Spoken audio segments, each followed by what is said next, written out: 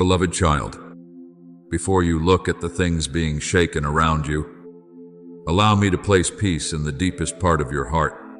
Not every trembling is a sign of loss. Sometimes it is the sound of an old door closing so that a holier path may be opened.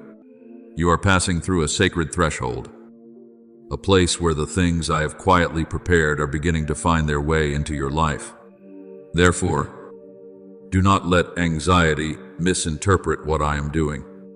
When you feel the pressure increasing, when doubtful thoughts begin to whisper that you are not worthy, not strong enough, or that you have taken the wrong path, remember my word, do not fear. For I am with you, do not be dismayed, for I am your God. As written in Isaiah 41:10, I did not call you near the threshold only to abandon you there. I did not plant hope in your heart only to let darkness steal the harvest. My hand is still covering you, not only to protect you from evil, but also to keep you standing in the right place when goodness comes. There are blessings that do not arrive with great noise, but through quiet arrangement. You may not yet see everything with your natural eyes, but in the spiritual realm, the pieces are being drawn together. Meetings that seem accidental, ideas that suddenly light up within your heart, gentle reminders that make you want to pray more, trust more deeply, and walk more purely. All of these are signs that I am guiding you. The steps of a righteous man are ordered by the Lord. As in Psalm, Kol mekumen teseitsimen, 23, this means that even when you think you are moving slowly, I am still leading you at the right rhythm. Do not despise small movements. When a seed cracks open beneath the soil, it does so very quietly. Yet from that silence, a tree can rise beneath the sunlight. You are the same. What I have planted within you has not died. It is being awakened by my appointed season. But you need to understand this with wisdom. The adversary often comes closest when your spirit is about to step into expansion. He has no authority to rewrite your destiny, but he seeks to make you let go of the promise through fear, weariness, and doubt. He wants you to misunderstand testing as proof that I have left you, when in truth, right in the midst of that testing, I am making your faith shine brighter than gold refined in the fire. Resist the devil, and he will flee from you. As in James 4:7, is not a word for the hopelessly weak, but a word of empowerment for those who know they belong to me. You do not need to battle in panic. You only need to stand firm in the truth. Keep your mouth from complaint. Guard your heart from bitterness, and let your confession come into agreement with what I have spoken. Remember the story of Israel in the wilderness, when Balak was afraid of their presence and hired Balaam to curse them. Do you see? There are people and forces that may want to use words, jealousy, or hidden schemes to weaken what I have placed upon your life. But when Balaam opened his mouth, what was meant to be a curse was turned by me into a blessing, because no one can reverse what I have decided to protect. Balaam had to say, how can I curse whom God has not cursed? As written in Numbers 23:8, beloved child, that story does not belong only to the past. It is a reminder for you today that what has been placed under my covenant cannot be destroyed by the schemes of darkness. You may not know who is standing against you, and you may not see all the invisible battles, but I see them, and I have gone before you. Therefore, do not be quick to fear when you see your heart being tested. There are winds that do not come to uproot the tree, but to make its roots cling more deeply to the soil. I am causing the roots of your faith to go deeper, so that when greater blessings come, you will not be swept away by pride, haste, or a lack of discernment. What I give you does not only require hands ready to receive, it requires a heart mature enough to hold it. You have prayed for a way to be opened, but I also want to give you steadfastness. You have longed for a door, But I also want to teach you to walk through that door with the peace of one who knows the Father is walking with them. No weapon formed against you shall prosper, as in Isaiah 54:17. But you must also learn not to forge weapons against yourself through words of self-condemnation, negative thoughts, or doubt in my love. Now, let your mouth speak what agrees with heaven. Do not declare defeat when I am preparing and unfolding. Do not call yourself forgotten when I am arranging for you to be remembered at the right time. Do not say that everything is too late when my timing has never been late. Speak with humility, yet full of faith, saying, I am being preserved. I am being guided. I am being prepared for the goodness the Father has already set apart for me. Not because you can control everything, but because you belong to the one who holds all things. If God is for us, who can be against us? As in Romans 8:31. You do not need to see the entire road before you dare to take a step. You only need to hold my hand today, and today will open enough light for the next step. My child, the new season is not only a reward, it is also an invitation for you to live closer to me. True blessing does not pull you away from my presence, but causes you to bow even lower in gratitude, to become softer in love, and to grow wiser in your choices. When provision begins to flow, keep your heart pure. When the door opens, step through it with holy reverence. When others do not understand your journey, let peace answer on your behalf. I am covering you with a protection that is gentle yet strong, like the wings of an eagle shielding its young from the scorching sun and fierce storms. Rest in me, for the goodness that is coming is not the result of chance, but of what my hand has ordained. And when you cross that threshold, you will understand that every trial did not come in the end to steal the promise, but to prove that the promise had already been sealed by me beforehand in my unchanging love. Beloved child, what I want you to engrave upon your heart first is not the way the blessing will come, but the posture of your heart as you stand before the new season. There are doors that do not open through pressure, anxiety, or the effort to prove yourself worthy. They open when your lips know how to speak in agreement with faith, when your hands know how to do small things with faithfulness, and when your soul is no longer locked shut by fear. I have placed a gentle power in your mouth, not the power to boast, but the power to come into agreement with what I am speaking. Life and death are in the power of the tongue, as in Proverbs 18:21. Therefore, do not let your lips become a place where seeds of disappointment are sown, while I am preparing for you a field heavy with fruit. Speak with humility that you are being guided, you are being provided for, and a way is being opened for you, because words placed in faith will become a bridge for your heart to step into what heaven has appointed. Not every sign from me comes in a grand form that makes the whole world pay attention. Many times, I come to you through a very gentle prompting, through an idea that suddenly lights up in the middle of an ordinary day, through a hope that seems to come from nowhere, yet quietly lifts you to your feet again. You may think it is only a passing emotion, but I tell you that some very small movements are the first bells of a fruitful season. When I prepare to bring you into a new land, I often awaken within you a holy sensitivity so that you will not walk like someone blind in the midst of grace.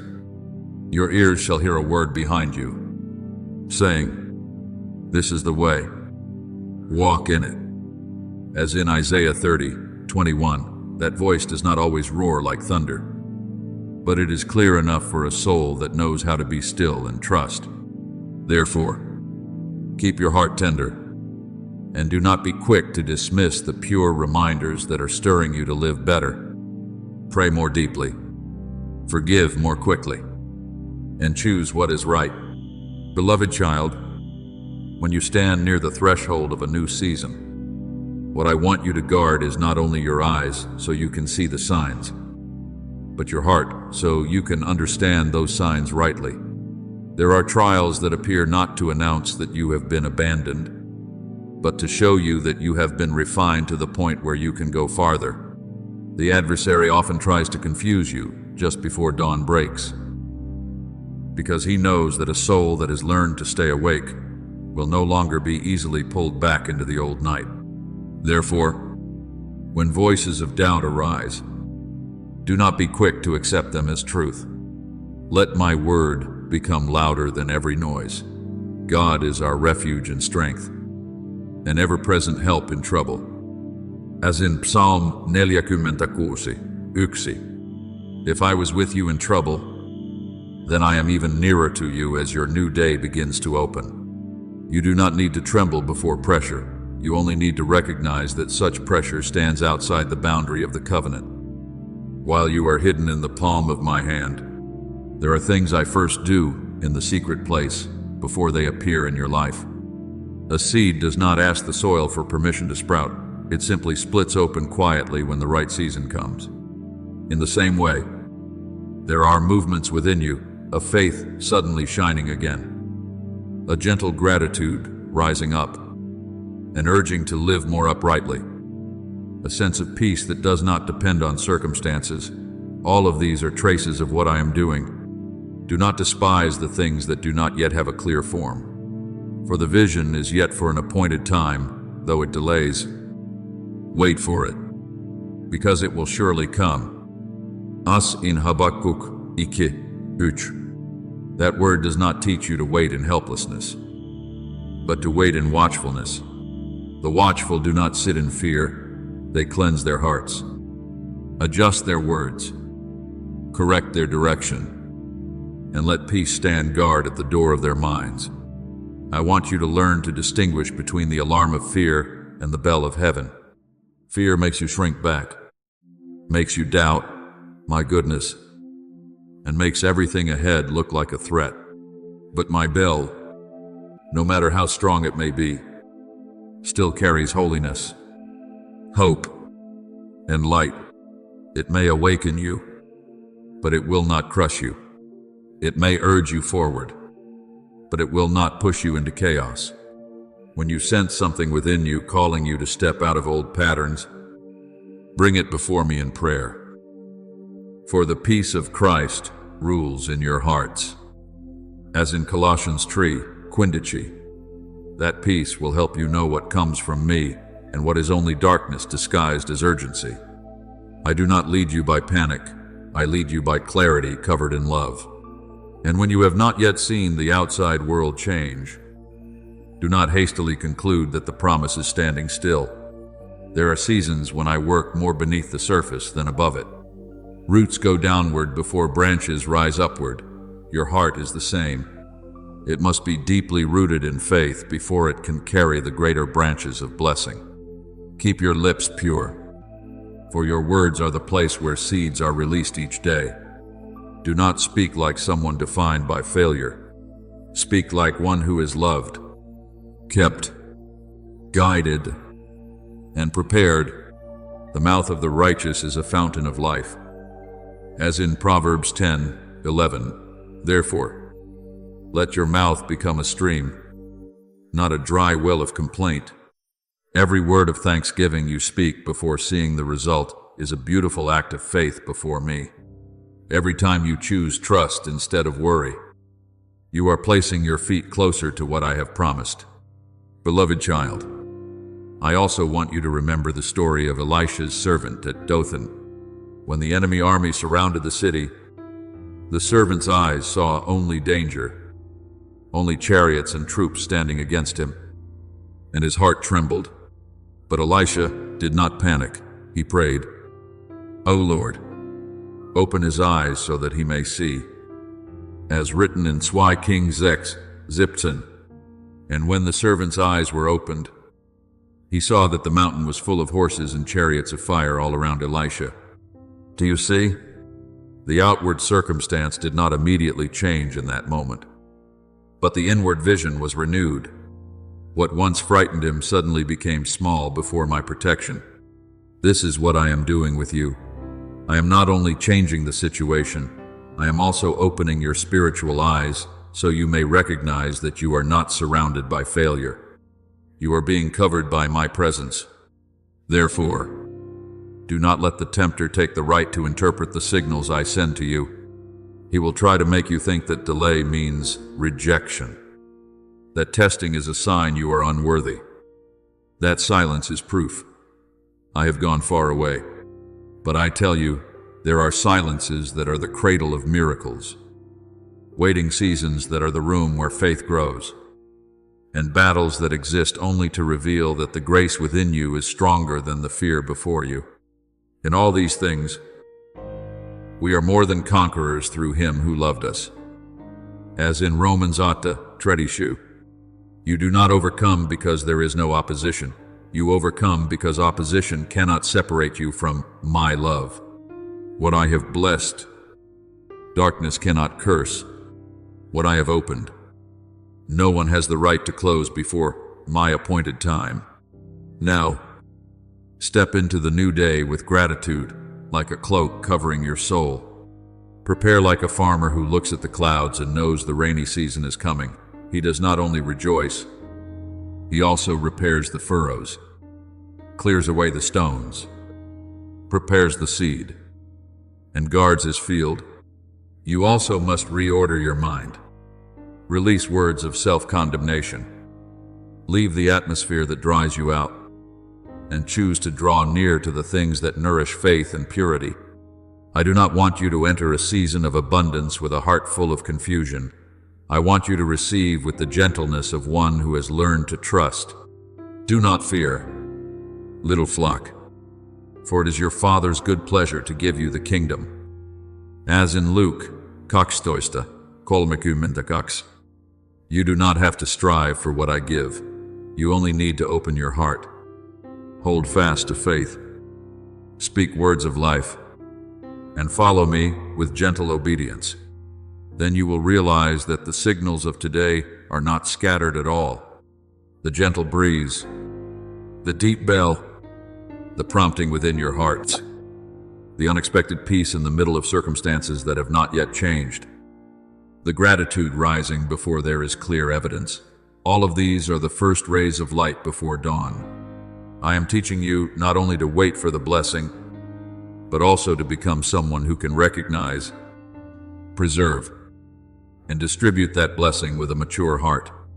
Smile at the things that once made you afraid, because you now know your Father is near. Stand firm before testing, because you now understand that the trial is only a step, not a wall. Give thanks before your hands touch the result, because the most beautiful faith is the faith that knows how to bow and worship when the new dawn has only just begun to break. I am going before you, beloved child, and the radiance that is coming is not a coincidence of fate, but my faithfulness blooming in its proper season upon your life. Beloved child, when contrary winds begin to rise around you, do not quickly conclude that you are being pushed backward. There are winds I allow to pass through your life, not to break your wings, but to teach you that you have been given strength to fly higher.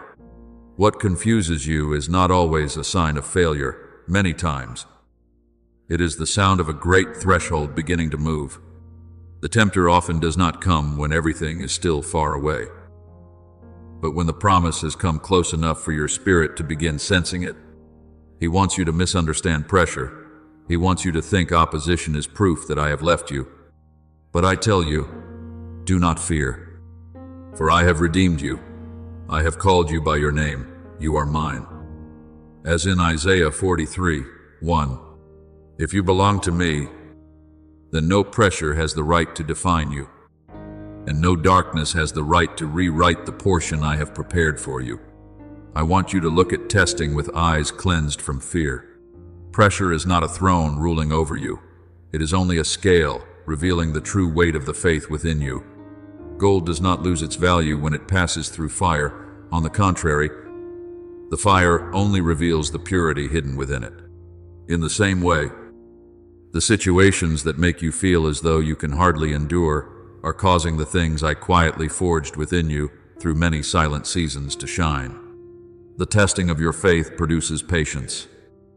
As in James 1:3, therefore, do not hate every test that comes to you. There are tests that do not come to eliminate you, but to prove that you are ready for something greater. When you still choose to believe while your heart is being pulled toward worry, heaven sees a precious maturity being formed within you. There will be times when you feel as though everything is demanding your courage at once, the words of others, the delays, the unclear signs, and the questions that keep circling in your mind. But my child, do not let that pressure make you lose the breath of peace. Remember that the tempter cannot take what I have placed under covenant unless you yourself let go of trust. He can only make noise around the door. He does not have the key to lock what I have opened. I have set before you an open door, and no one can shut it. As in Revelation 3:8, therefore, instead of trembling before the noise, let your heart stand still in my word. The door that belongs to me will not be closed by darkness. What you need is not to leave the position of faith. Let me remind you of Jehoshaphat, the king who stood before an army so vast that human hearts could have melted with fear. He did not pretend to be stronger than the circumstance, but he turned his face to seek me. And all the people stood before me with their wives, their little children, and their trembling hearts that still knew how to depend on me. Then my word came to them, this battle is not yours, but God's. As in 2 Chronicles 20:15. Do you see? The miracle did not begin with the sound of swords, but with a people who knew how to fix their eyes on me. And even more wonderfully, they were not first sent out with weapons, but with singing and praise. As they praised, I threw the enemy into confusion. What should have become a disaster was turned into victory and spoil gathered for many days. That is how I can turn pressure into treasure, transforming the place where you thought you would be surrounded into the very place where you behold my faithfulness. Some of the greatest battles of your life do not sound like thunder, nor do they leave visible traces before the eyes of others. Yet they take place in the hidden room of the soul. It is there that you lay down your own plans, your unanswered questions, and the urges that make you want to move faster than the time I have appointed. Do not underestimate the seasons that seem to have no movement, for in that silence, I am doing things that natural eyes cannot yet perceive. A seed lying beneath the earth is not being buried in vain. It is being covered, nourished, and prepared so that one day it may rise from the dark soil and reach toward the light. You are the same. There are times when I hide you in stillness, not to make you disappear, but so that the life within you may grow in the right way. Be still and know that I am God. As in Psalm 46:10, that stillness is not emptiness, but the place where you learn to recognize that my power does not need noise in order to move. I know there are times when you think that if everything is not yet opened, perhaps you have been forgotten. But my child, a slowing down in my hands is never abandonment. Sometimes I delay what you desire because I am building within you a foundation you do not yet realize you need, but will greatly need when the blessing comes. If a door opens too soon, it may cause you to enter with haste instead of wisdom. If a gift is given before your heart is steady enough, it may become a burden instead of a joy. Therefore, I train you through time, through waiting, through the days when you must believe without yet seeing. Those who wait upon the Lord shall renew their strength. They shall mount up with wings like eagles. As in Isaiah 40:31. That renewed strength does not always come before you wait. Many times, it is born right in the waiting. Remember Simeon in the temple, the one who lived for many years under a quiet promise that he would not see death before he had seen the Lord's Christ. Outwardly, his life may have looked very ordinary, day after day, waiting in worship and watchfulness, but inwardly, My promise still burned like a lamp that would not go out. Then, on the appointed day, not by chance, the Holy Spirit led him into the temple, and he held the child Jesus in his arms. The words in Luke 2:29-30 resound like the satisfied sigh of a faithful life. Lord, now let your servant depart in peace, for my eyes have seen your salvation. Do you see? Simeon's waiting was not wasted. The quiet years made the moment of fulfillment even more holy. You are the same. There are things I am preparing that will not come early according to your impatience, but will come at the right time according to my faithfulness. In the quiet place you are walking through, I am not only preparing the circumstances, I am refining your ability to hear. Not every voice that urges you forward comes from me.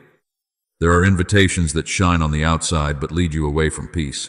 There are doors that look wide open but do not carry the fragrance of grace. There are opportunities that make you feel more important, yet pull you away from obedience. I want you to learn to distinguish my voice from the voice of haste. My voice may correct you, but it will not shatter you in shame. My voice may call you to move forward, but it will not push you into chaos. My sheep hear my voice, and I know them, and they follow me. As in John 10:27, the closer you remain to me, the more clearly you will recognize what is true guidance and what is merely noise disguised as opportunity. There are also things I am gently separating from you in this season, not because I want to take away your joy, but because there are burdens that cannot go with you into the new land. A vessel must be cleansed before it can be filled. A field must be cleared of stones before the season of sowing. One who is sent must learn to release the things that make their steps heavy. Therefore, if there is any relationship, habit, thought, or fear that is gradually losing its control over you, do not grieve over what I am freeing you from. Let us lay aside every weight and the sin that so easily entangles us, and let us run with endurance the race set before us.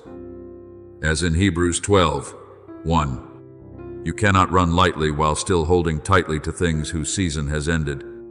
I do not prune you to make you empty. I prune you so that you may bear more fruit.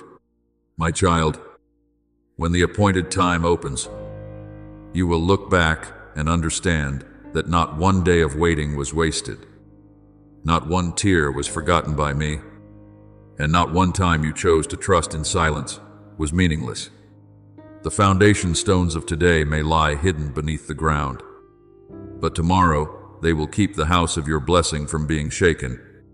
A vessel being fired in the furnace does not fully understand the reason for the heat, but when it becomes strong enough to hold precious oil, it will know that the fire was not its enemy, but part of its completion.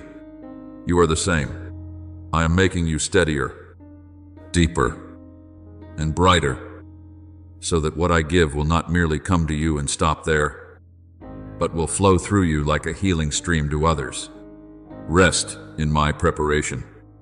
Keep walking in faithful stillness, and believe that when the door opens, you will not enter as someone who happened to be fortunate, but as one whom I have taught, preserved, and made ready for a long time in my unchanging love. Beloved child, in the days when everything seems to stand still, I am not silent in the way you think. I am bringing you back to holy memories, to the moments when you once thought you would not make it through. Yet my hand opened a way where you could only see a wall of stone. I want you to remember, not so you can live in the past, but so you can gather evidence for today's faith. There were times when you cried in the secret place, and yet the next morning you still had strength to stand. There were seasons when you thought hope had gone out, but a small ray of light was still kept by me within your heart. There were doors that closed and wounded you, but later you understood that they were fences of protection. The steadfast love of the Lord never ceases. His mercies never come to an end. They are new every morning. As in Lamentation 3, 22 à 23. Therefore, when the present makes you unsteady, let the memory of my faithfulness become the stone of support beneath your feet. It is in that quiet place that I am forming in you a kind of peace that does not depend on applause. Good news, invest, or clear outward signs. That peace is born when you learn to sit still before me without forcing every answer to appear immediately. It grows when you no longer see waiting as punishment, but as a room of preparation. Understand this. I do not only want to bless you, I want to make you steady enough to hold the blessing without losing your tenderness. Discerning enough to distinguish what comes from me from what is only attractive for a moment. And spacious enough in heart that when you are filled, you also know how to pour out for others. I will remember the works of the Lord. Surely I will remember your wonders of old. As in Psalm 77, 11. When you remember rightly, you will believe rightly. And when you believe rightly, your heart will become a spacious place for me to move.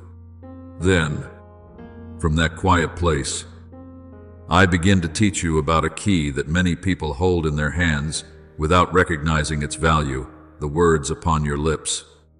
Words are not merely breath passing through the throat, nor are they only sounds for others to hear. Words are the agreement of your soul with a certain reality. When you keep repeating fear, you allow fear to pitch its tent in your mind. When you keep calling yourself a failure, you unknowingly sow seeds that dry up the field within you. But when you speak according to my truth, even before circumstances have had time to change, you are drawing your heart back beneath the light. By your words, you will be justified, and by your words, you will be condemned. As in Matthew 12:37, not because I want you to live under the pressure of fearing every wrong word, but because I want you to understand that the mouth is the doorway through which faith goes out, and it can also become the doorway through which confusion enters if you do not guard it. Look back to the beginning, when darkness covered the deep and everything had not yet taken clear form. I did not create through complaint, nor did I call forth light through doubt. I spoke, and what I spoke opened the way for what I desired to reveal. When I said, "Let there be light," light appeared, not because darkness agreed, but because my word carried authority over darkness. You were created in my image, so your words are not meaningless. Of course, you are not the creator, but you are invited to walk in communion with me, so that your lips will not resist what I am building. When you speak thanksgiving in the midst of lack, you are not denying your need. You are declaring that your source is greater than your circumstance. When you speak trust in the midst of uncertainty, you are not pretending everything is easy. You are placing your soul under my rule. That is why the tempter often targets your words. He wants you to be silent when you need to confess what is good, and he wants you to speak when your heart is full of bitterness. He knows that a weary heart can unknowingly sow sentences against its own harvest. Therefore, guard your mouth, not with rigidity, but with gentle watchfulness. Before you speak, ask your heart, is this word opening the door to peace or opening the door to fear? Is this word cooperating with the promise or cooperating with darkness? The tongue is a small member, yet it boasts of great things. As in James 3:5, a small rudder can turn the direction of a ship, and a small word can also turn the direction of your mind. Do not use your lips to rebuild prisons that I have already broken. Use your lips to open windows for the light to come in. I want you to remember the story of Ezekiel in the valley of dry bones. Before his eyes was not a garden full of promise, but a scene of exhaustion, separation, and barrenness, something that seemed to have no possibility of living again. Yet I did not tell him to weep over the dry bones, nor did I tell him to call them hopeless. I commanded him to prophesy over those bones. When the word was spoken according to my command, bone came together with bone. Sinews and flesh covered them. Then breath entered, and a living army stood up. As it is written in Ezekiel 37, do you see? A word placed under obedience can call life into a place that seems to hold only ruins. This does not teach you to speak carelessly according to your own will, but to place your words within the flow of my word. When you look at a dry situation, do not be quick to call it the end. Ask me what I want you to speak over that place. Then speak with faith, with humility, and with obedience. From today on, let your words and your actions move together like two streams, meeting again in one river. Do not merely confess with your mouth while living in contradiction to what you say, and do not merely strive with your hands while allowing your mouth to sow discouragement. When you speak what is good and do the small things that are right, you are laying each brick for the path where blessing will be revealed. One word of forgiveness can remove a chain from your soul. One word of gratitude can soften ground that has become dry and hardened. One word of encouragement can become a lamp for someone who is about to give up. One sincere prayer can turn your small room into a place where heaven touches earth. Whoever believes in his heart and does not doubt, but believes that what he says will happen, it will be done for him. As in Mark 11:23, what I seek is not a loud voice, but a heart that truly relies on me. Therefore, beloved child, when you step out of the quiet season, do not step out with a mouth still accustomed to complaining about what is past. Step out as one who has been taught in the secret place, knowing that every word you speak must carry the fragrance of faith. Say, I am being preserved. I am being guided. I do not lack what is necessary for what the Father has called me to do. I will not use my words to curse the new season the Father is opening. Say these things not to control me, but to adjust your heart back to the truth. I have prepared the flow of provision, but I am also preparing the vessel. And that vessel is you. As your words become cleaner, your heart more spacious, and your hands more faithful, you will realize that blessing does not only come as an outward gift, but also as a river opened within your spirit. And from that river, I will make your life become a place where life, peace, and hope flow to many others, exactly as I determined beforehand through my faithful love. Beloved child, before I teach you to step deeper into the flow of provision, I want you to understand that words never stand alone. Words are like water, but your heart is the spring from which that water begins. If the spring is still mixed with the mud of bitterness, fear, and unhealed memories, then the words you speak, even if they sound strong, can still be pulled down by what you secretly believe within. Therefore, I do not only want you to learn to speak words of life, I want you to become a person who is free from the roots. Out of the abundance of the heart the mouth speaks. As in Luke 6:45, so what I am doing is not merely correcting the language on your lips, but renewing the soil within your heart. When your heart is purified, your words will become clearer. When your soul becomes lighter, your words will carry strength that lifts others. When you are no longer dragged backward by old wounds, every sentence you speak will be like a seed sown into good soil, able to produce a harvest of peace, provision, and hope.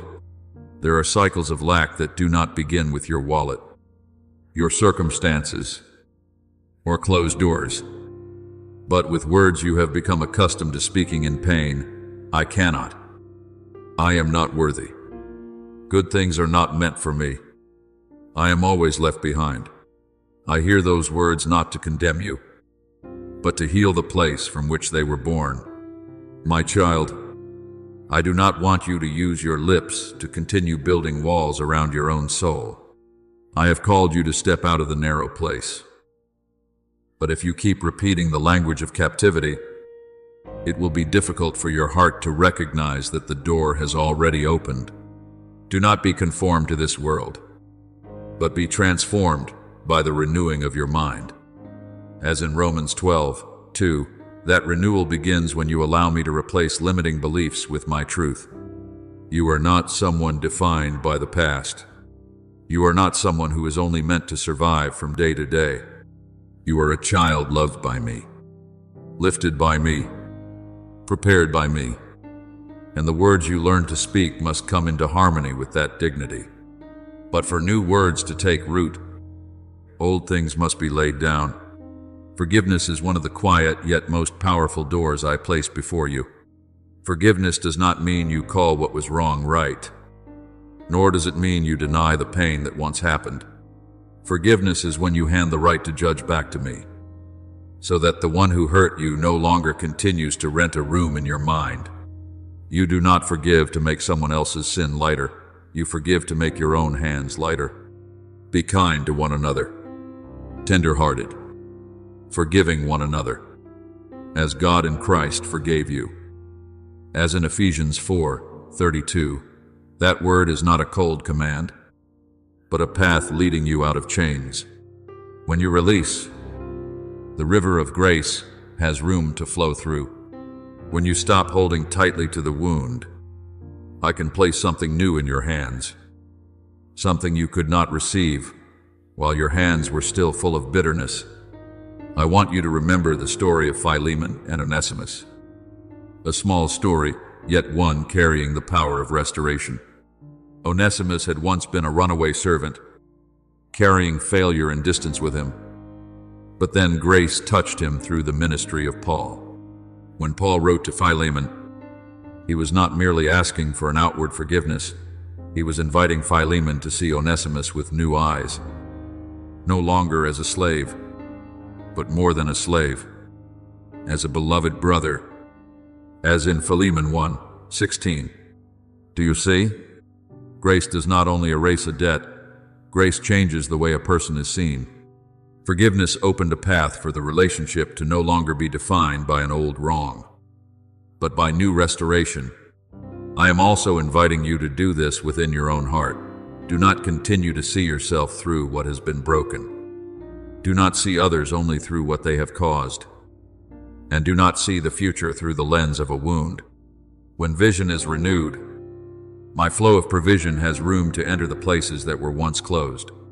My child, I know that letting go is not always easy. There are memories that have clung to you for so long that you thought they were part of your identity. There are words others once spoke that fell into your heart like heavy stones, causing you to walk through many years with your head bowed low.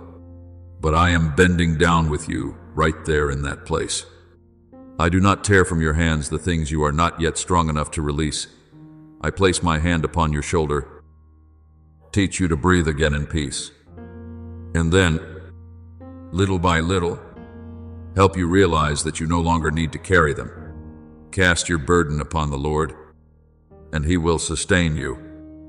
As in Psalm 52:22. You can begin very gently. No loud words are needed. No perfect emotion is required. Only a sincere heart that says to me, Father, I choose not to let this rule over me any longer. In that very moment, heaven does not despise your trembling. Heaven witnesses a door of freedom beginning to open. From that freedom, your words will change. Before, you may have spoken from the reflex of woundedness. Now you will learn to speak from the identity of one who is loved. Before, you may have declared lack because you feared tomorrow. Now you will speak words of trust because you know I have gone before you. Before, you may have called your circumstance a dead end. Now you will say that I can still make a way where there is no way. Take every thought captive to obey Christ. As in 2 Corinthians 10:5, this means you do not have to believe every thought that passes through your mind, nor do you have to speak every emotion rising within your heart. You can pause, bring them before me, and then choose which words are worthy to be sown into your future. Words born from freedom will no longer be the echo of pain, but the bell announcing that your soul is being restored. Therefore, beloved child, let me lighten your hands and widen your heart. Let me uproot the weeds of bitterness, untie the knots of false belief, and sow within you new seeds of life. Each day, choose one gracious word instead of an old word, one breath of peace instead of a hurried reaction, one act of forgiveness instead of another cycle of resentment. Then you will see the atmosphere around you begin to change. Your mind will become less heavy, your soul less dry, your eyes brighter, and the doors that once seemed far away will begin to appear in my order. The flow of heaven's provision does not only want to come to you, it wants to flow through you. And when your heart is free, your lips are healed, and your hands are opened. You will not only receive blessing as a gift, but you will also become a clean channel through which my grace, hope, and life can flow to many others. Beloved child, when your heart begins to settle, I want you to recognize that peace is not merely a gentle feeling that passes for a moment, but a holy ground within you, where I can sow new guidance into your soul. There are things I cannot speak clearly to you when your heart is still filled with the echoes of woundedness, because old memories often cause you to mishear even words of love. Therefore, I teach you to slow down, not so you may become weaker, but so you may become discerning enough to distinguish what is my voice from what is only the sound of pain that has not yet been healed. A person's wisdom makes him slow to anger, and it is his glory to overlook an offense. As in Proverbs 19:11, do you see? Forgiveness is not defeat, nor is it allowing what was wrong to rule over you once again. Forgiveness is when you rise to a higher place, where your dignity is no longer bound to the way others have treated you. When you overlook what needs to be released, it is not because it never hurt you, but because you no longer want that pain to keep leading your future. I want you to understand that generosity of heart is itself a very deep form of wisdom. The hasty person often reacts immediately, speaks immediately, concludes immediately, and then has to carry the consequences of words spoken while the soul was not yet at peace. But the one who knows how to remain in me will learn to pause for half a breath. Inhale grace, and let me place my hand upon the fire rising within. Be quick to hear, slow to speak, slow to anger. As in James 1:19, this is not a teaching meant to make you suppress your emotions until you become hardened, but an invitation to let my presence govern your reactions. When you do not rush to answer from woundedness, you will begin to hear the subtler signals, a pure idea arriving at the right time, an encounter that lifts your heart, a small opportunity opening from a place where you once thought nothing remained. These things are not loud, but they carry the mark of my hand, and only a calm heart can recognize them. From that calmness, I will help you take down the invisible fences that once made your mind narrow.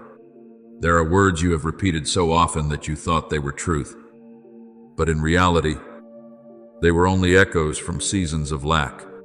You once said that you were not enough, that you could not, that you were not ready, that you were not worthy, that there was no way forward.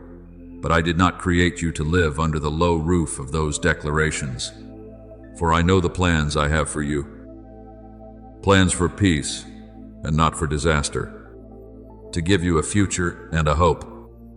As in Jeremiah 27:6, if my thoughts toward you are peace and hope, then do not continue nourishing self-limiting words that contradict my heart. Let your mouth learn a new language, the language of one who knows they are loved, guided, and equipped for what is good. You may begin very simply, but speak with reverence and faith.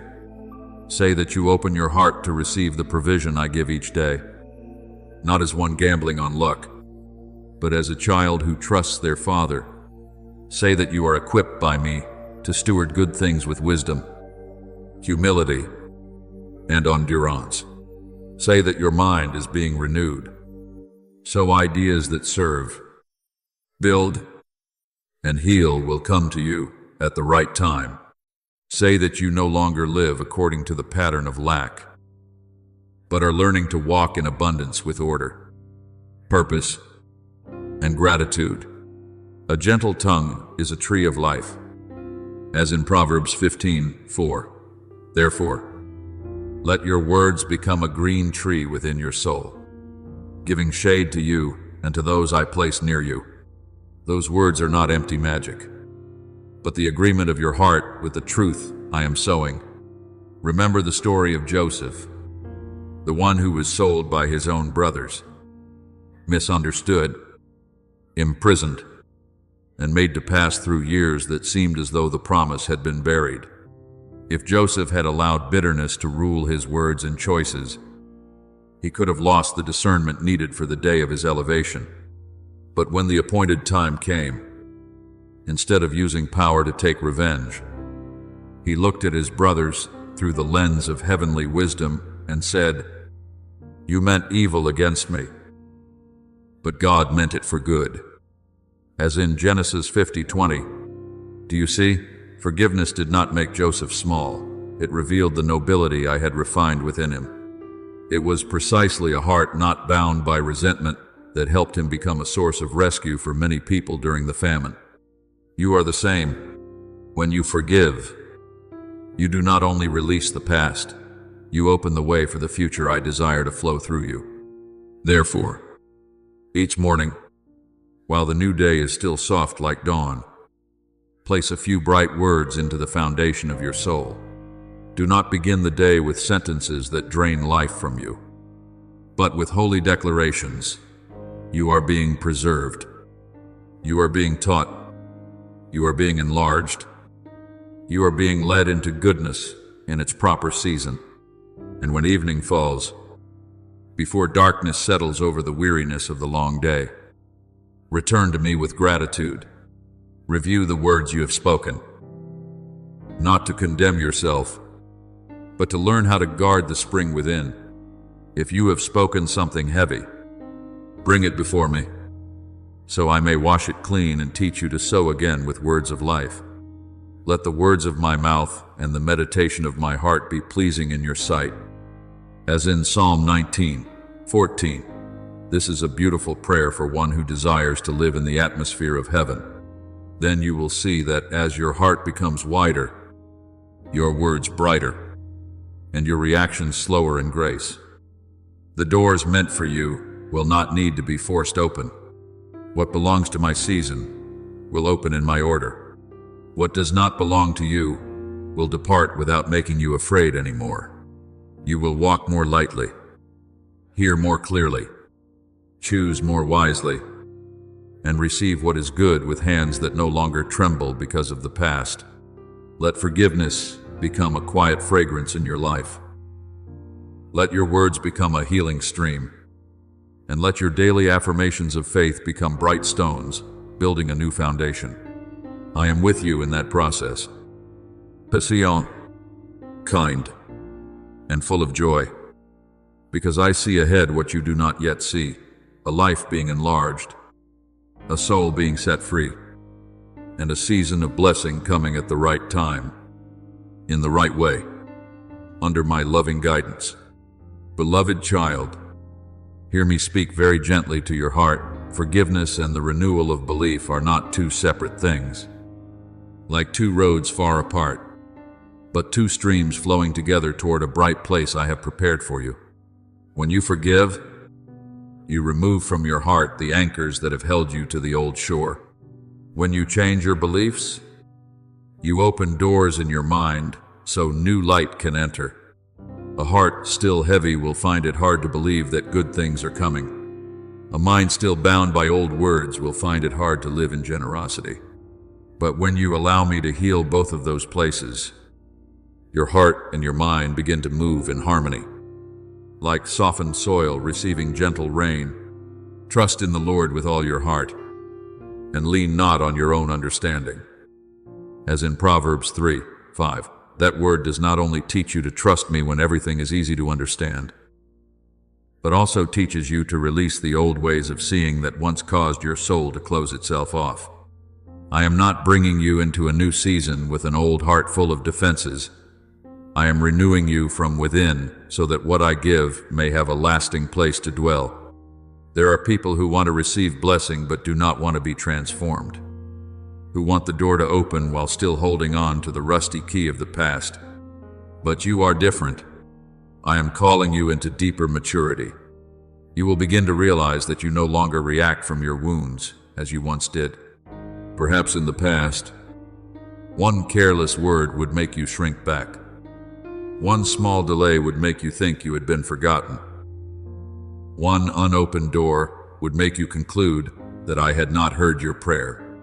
But now, as grace takes root within you, you learn to pause, breathe in peace, and ask me, Father, how do you want me to see this? That is the sign of a soul being set free. The mind set on the Spirit is life and peace. As in Romans 8:6, when your mind no longer serves fear, it becomes a garden where life can grow. And in that garden, you will learn to choose carefully what you sow. Not every thought that passes through your mind deserves to remain. Not every environment around you nourishes the calling I have placed in your heart. Not every invitation is guidance. And not every attractive thing brings peace. I want you to learn to care for your soul as a wise gardener cares for precious soil.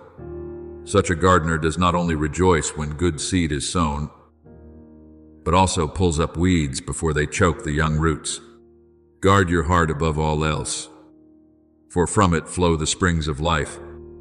As in Proverbs 4:23, therefore, guard your heart with gentleness, yet firmness. Choose conversations that lift you up instead of pulling you back into old places. Choose prayers that make your mind bright again. Choose holy silence instead of noise that causes you to lose your direction. You will see that when your heart is healed and your mind is renewed, the outward doors also begin to move according to a new order. Not because you force them open, but because the inside of you is no longer resisting what I desire to give. There will be opportunities for partnership that come with a strange peace, without requiring you to lower your dignity or trade away your purity. There will be invitations to serve that touch what I have already planted within you, causing you to feel both humbled and awakened. There will be resources that come quietly, without noise or display, yet at exactly the right time. So you will know that my hand has arranged them. God is able to make all grace abound toward you, so that you, always having all sufficiency in all things, may abound in every good work. As in 2 Coríntios 9:8. The abundance I give is not only so you may feel secure for yourself, but so you may become someone who can give, lift others up, and sow hope through a life that has been set free. Remember Peter, the one who once boldly said that even if everyone else fell away, he would never abandon his teacher. But when the night of testing came, he denied the Lord 3 times, and the rooster's crow became the heartbreaking sound of failure. If the story had ended there, Peter could have lived the rest of his life under the shadow of shame, believing he was no longer worthy to be used. But I did not allow failure to become his final name. After the resurrection, Jesus came to the shore, where a charcoal fire was burning, and asked Peter 3 times, "Do you love me?" As in John 21. Each question was not meant to wound him further, but to heal the place that had been broken. Then he said, "Feed my sheep." Do you see? Forgiveness opened the door for Peter to rise again. But the renewal of belief helped him no longer see himself as a failure, but as one restored to serve. The very man who had once fallen later stood up to preach with power, and many souls were touched. That story is the word I place in your hands today. Do not let the times you were wrong, slow, afraid, or not strong enough become a sentence over your future. When I forgive, I do not merely erase a page, I continue writing a new chapter with grace. When I renew belief within you, I do not only tell you to stop thinking poorly of yourself, I teach you to see yourself through my eyes. Therefore, if anyone is in Christ, he is a new creation. Old things have passed away. Behold, all things have become new. As in 2 Coríntios 5:17, you do not move forward as someone who must prove that they are no longer their past. You move forward as one who has been called out of the past to live in a new truth. Therefore, from this place of refuge, take one more step forward, without haste, without shrinking back, without fear. Smile not because everything has already been completed, but because you know I have never taken my eyes off you. I have seen every tear. Every time you chose silence instead of answering with bitterness. Every time you practiced speaking words of life while your heart was still trembling. Every time you released a memory you once thought you could never let go of. None of these things are small before me. They are bright stones on the road leading you into the new season. When you forgive, you lighten your heart. When you renew your beliefs, you widen your vision. When these two things meet, you become good soil, where my word does not merely fall and disappear, but takes root, grows, blossoms, and bears lasting fruit. Keep going, beloved child, with clear vision and a peaceful heart, for I am leading you into arrangements that are not only beautiful for a moment, but enduring for the entire journey ahead. Beloved child, I see that your heart is learning a new rhythm of life, one that is gentler, deeper, and brighter. You are no longer as hurried as before, no longer allowing every outside noise to pull your mind far away from the peace I have placed within you. As you patiently train your heart, guard your words, and allow me to replace old beliefs with truth. Something within you begins to open like a garden after a gentle rain. There are things that once weighed heavily on your heart that no longer hold you with the same strength. There are reactions that once came out very quickly that are now being replaced by a pause holy enough for you to ask me before moving forward. That is a sign of maturity. Beloved child, may the peace of God, which surpasses all understanding, guard your heart and your mind. As in Philippians 4:7, that peace not only keeps you from fear, but also helps you recognize which places nourish your soul and which places quietly drain what I am cultivating within you. When I lead someone into a new season, I do not only change the circumstances before them, I also adjust the circles around them. There are connections that were once suitable for you in an old stretch of the journey, that once taught you necessary lessons, that once walked with you through a certain part of life, but not everything that was right in the previous season is appointed to continue into the next. Do not fear that change, and do not let guilt make you hold tightly to the things I am gently placing back into their proper position. Refinement is not despising anyone, nor is it closing your heart with coldness. Refinement is when you learn to love with wisdom, bless without allowing yourself to be pulled downward, to remain kind while still protecting the peace I have given you. Walk with the wise, and you will become wise. As in Proverbs 13:20, that word reminds you that the atmosphere around you can either support you or dim the vision I have placed within your heart. I want you to learn how to recognize the difference between a relationship sent to nurture your soul and a relationship that only feels familiar because it has been there for so long. Not everyone who smiles at you understands your calling. Not everyone who stays near you knows how to protect the holy thing I am doing within you. There are people who will love you by lifting you up, by speaking words that cause your faith to shine again, by offering a presence that makes your heart feel lighter. But there are also people who, even without intending to harm you, continually pull you back into old patterns, more worry, more doubt, more smallness, and greater distance from peace. I am not telling you to condemn them. I am inviting you to discern. All things are lawful, but not all things are helpful. As in 1 Coríntios 10:23, there are conversations that are not wrong, but are no longer helpful for the season ahead. There are places that are not evil, but no longer nourish the person I am calling you to become. Remember Abraham, the one I called to leave his country, his relatives, and his father's house to go to the land I would show him.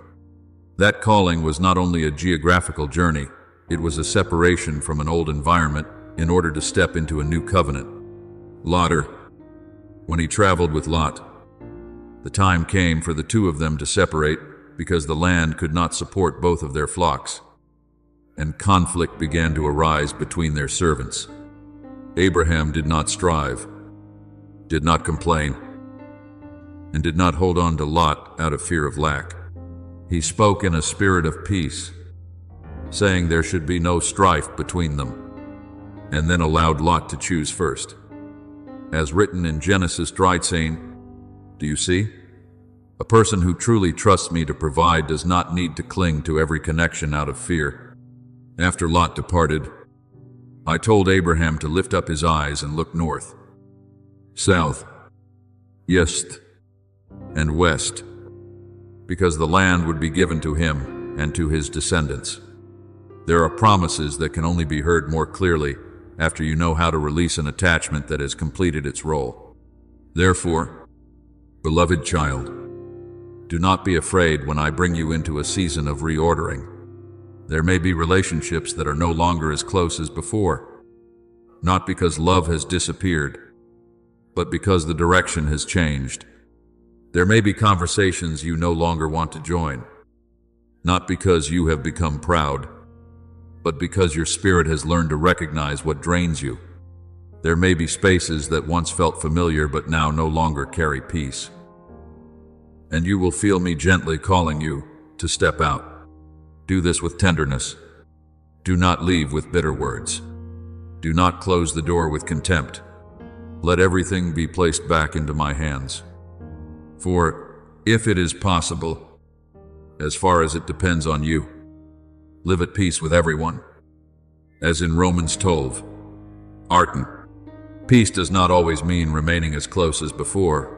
Sometimes peace means keeping your heart free from resentment, even when distance must be established so that the life within you can be protected. I am bringing near to you people who carry the breath of encouragement, people who do not need to understand every detail, yet still know how to honor what I am doing within you. They may come through a timely message, an idea that opens a way, a healthy opportunity for partnership, or a simple presence that makes you feel you do not have to strain in order to be accepted. Pay attention to those atmospheres, wherever you can be truthful and still be lifted toward what is right. Wherever words make you want to pray more deeply, serve better, and walk more purely. There may be traces of my arrangement there. As iron sharpens iron, so one person sharpens another. As in Proverbs 27:17, I did not create you to walk alone in isolation. I will place around you people who help your faith become sharper, your heart wider, and your vision no longer narrowed by fear. But as I give you new connections, you must also guard your heart against misplaced dependence. Do not turn people into the source that only I can be. The kind hands I send to you are channels, not thrones. Good opportunities are arrangements, not your identity. Words of praise may warm your heart, but they must not become the place where you seek your final worth. Your value was already established in my love before anyone ever saw you. Therefore, receive good people with gratitude, but let your roots go deep in me. When your roots are in me, you will not panic when someone leaves, nor will you become proud when someone draws near. You will love more freely, more kindly, and more wisely. Now, walk calmly through this season of refinement. Observe what makes your soul more peaceful, what pulls you back into old places, what causes your words to become brighter, and what makes your mind heavy. Choose circles that help you remember the promise, not circles that make you doubt that you are loved. Choose places where you can grow in humility, not places that nurture comparison, envy, or weariness. I am not asking you to do everything harshly.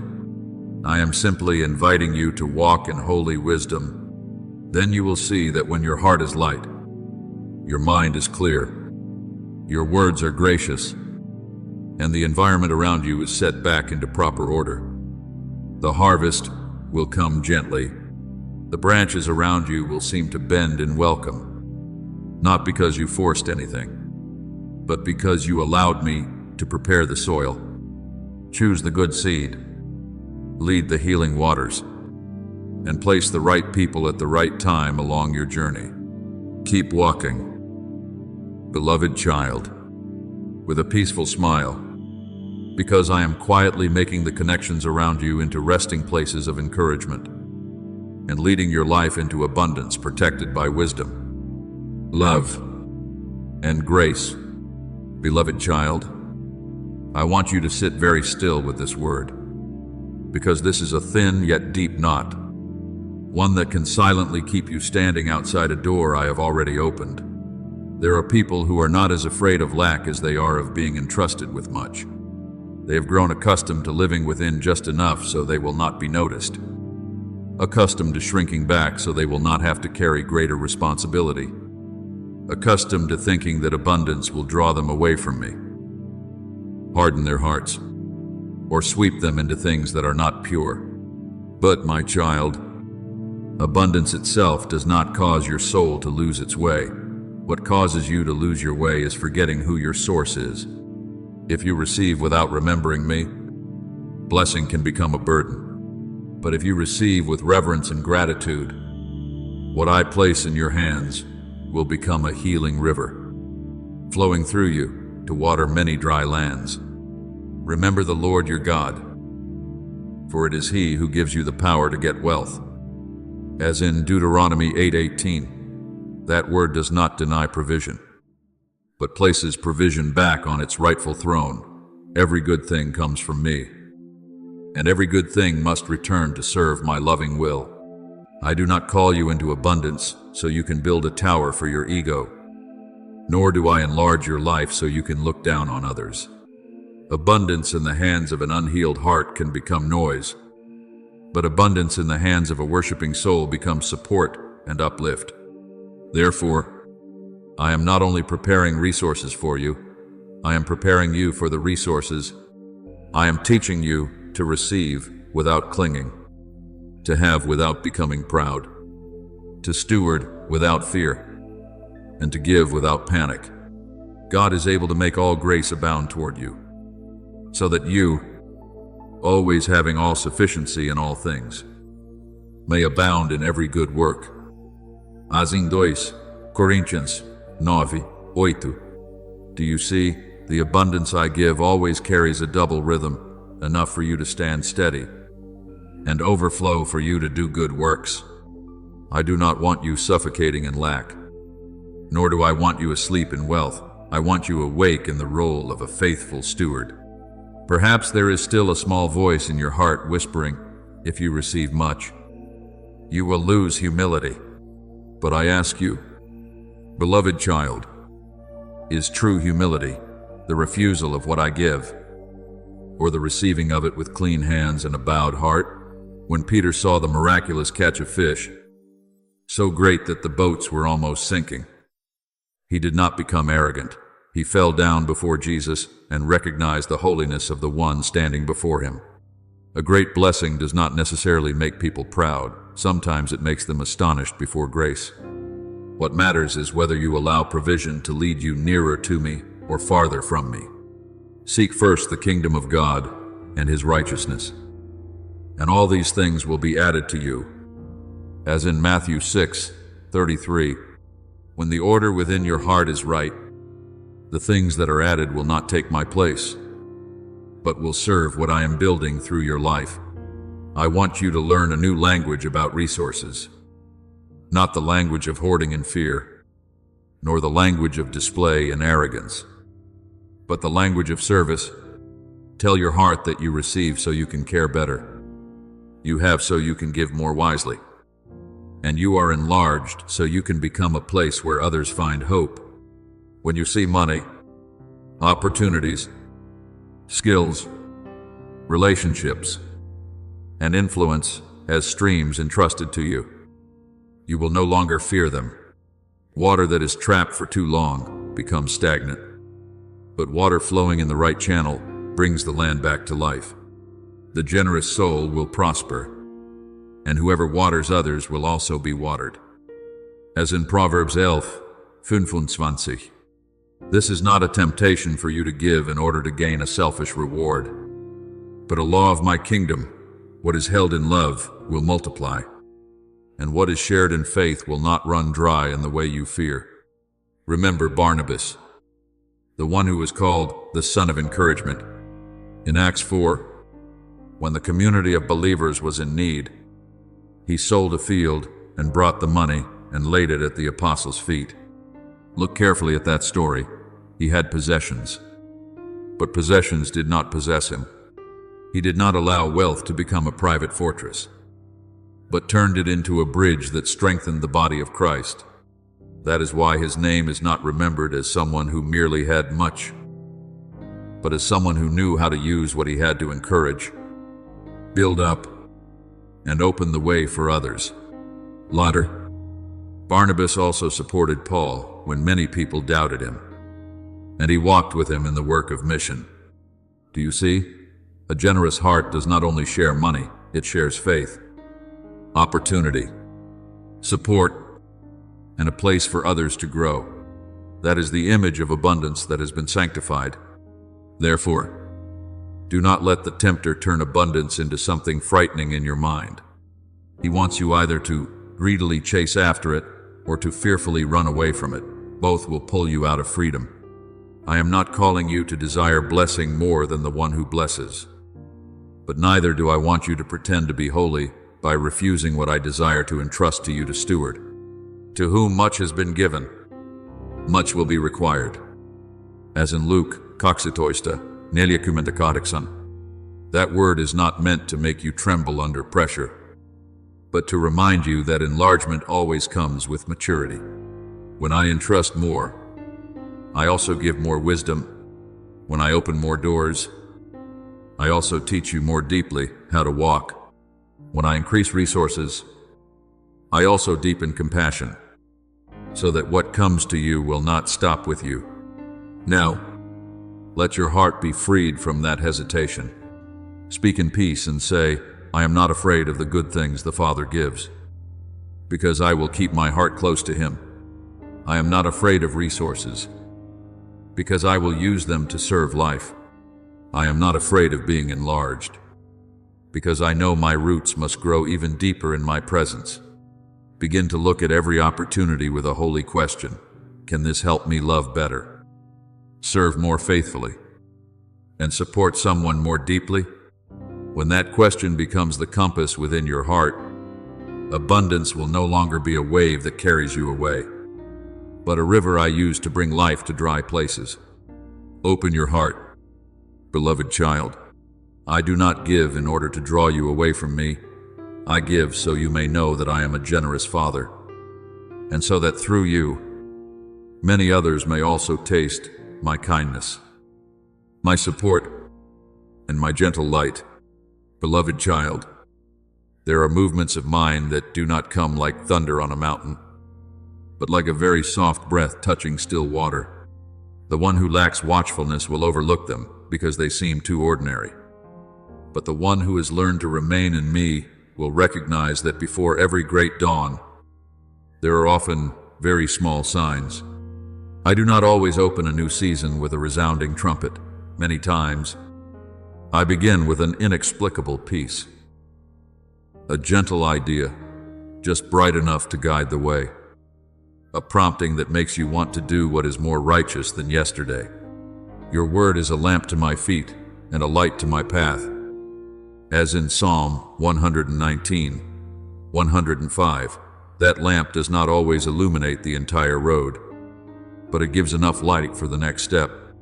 Therefore, do not wait until everything is radiant before believing that I am leading you. Sometimes a thin ray of light at the edge of the sky is already my reminder that the night no longer has the right to remain forever over your life. I want you to understand that a great turning point does not always begin with a great action. There are doors that only need one very small act of obedience to begin turning on the hinges of grace. A word of gratitude instead of complaint. A decision to forgive instead of holding on to the wound. A small act of sharing instead of the fear of lack. A blessing spoken instead of a defensive reaction. These things may look simple in your eyes, but in the spiritual realm, they are seeds with the power to open a season. Who has despised the day of small things? As in Zechariah 4:10, I do not despise small things done with a great heart. People often search for greatness in crowded places, but I often place the key in quiet things, where no one applauds, where only I see your heart choosing love. When you do the small thing rightly, you are realigning the direction of your soul. Just as a musical instrument, when slightly out of tune, can make the whole song lose its clarity, your soul also needs to be brought back to the proper pitch of peace. Do not underestimate the act of setting one corner of your life back in order. Writing a few lines of gratitude while your heart is still weary. Making a call to encourage someone who needs to be lifted up. Or keeping silent when you could have spoken words that wound. These things are not meaningless. They are like small stones placed in the stream, so that step by step you can cross the waters that once made you afraid. Whoever is faithful in little will also be faithful in much. As the Lord says in Luke 16:10, I see that faithfulness, and I know when your heart is ready to carry something greater without losing its tenderness. Remember Ruth, the Moabite woman who followed Naomi on an uncertain journey. Ruth did not step into blessing with the sound of fame, but through humble choices, staying when she could have left, loving when nothing was guaranteed, gathering the fallen grain in the field to provide for her mother-in-law. Do you see? Her small act in the field of Boaz was not merely a way to find food for the day, it was the place where I was quietly weaving the threads of redemption. Ruth did not know that each quiet step between the rows of grain was leading her into a story far greater than she imagined. From that simple faithfulness, I opened protection, provision, a new home, and in the end, her name was placed in the lineage that led to Christ. Therefore, do not say that your small act does not matter. In my hands, a single stalk of grain gathered with faithfulness can become the beginning of a spiritual inheritance. Beloved child, I also want you to recognize that even a small act of sharing can carry the fragrance of heaven. When you place something good into another person's hands, even if it is only a word of encouragement, sincere, listening, or a small portion of what you have, you are declaring that you do not live under the rule of lack. Jesus said that whoever gives one of these little ones even a cup of cold water in the name of a disciple will certainly not lose their reward.